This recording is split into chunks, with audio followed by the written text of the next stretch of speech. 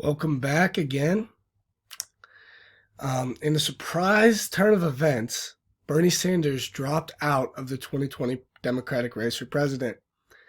This is an enormous moment for the Democratic Party, meaning that Joe Biden will now be the presumptive nominee for the general election.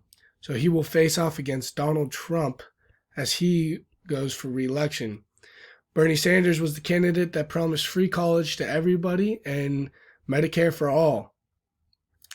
It's no surprise that he had to drop out because he promised so much and was unable to deliver any form of plan or how he was going to accomplish any of this during the Democratic debates. And you see Biden would win debate after debate after debate over him, and his numbers just increasingly dropped. This marks an insane comeback for Joseph Biden, who didn't even earn a delegate in the first two general elections for the nomination. In the Iowa caucus, he didn't earn anything, and in the New Hampshire polls, he didn't earn anything either. And now you have Bernie Sanders, who was the front runner, drop out, and we had Pete Buttigieg drop out after the Nevada caucuses. So will Vice President Joe Biden be able to defeat Donald Trump, unlike Hillary Clinton in 2016? Or we will see.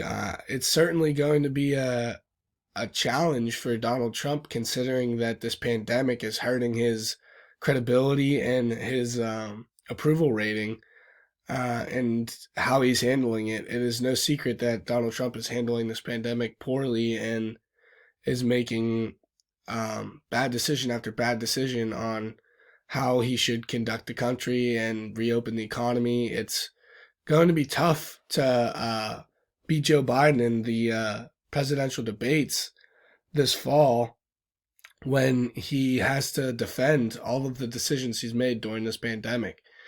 It's almost like he has to convince the people that he did a good job as president, whereas Joe Biden is uncharted territories and he combated the Ebola virus with Obama. So there's a very fine line there, and I think that it's going to make for an interesting debates, and I think that Joe Biden is going to certainly give Donald Trump a very hard challenge come the 2020 election in November.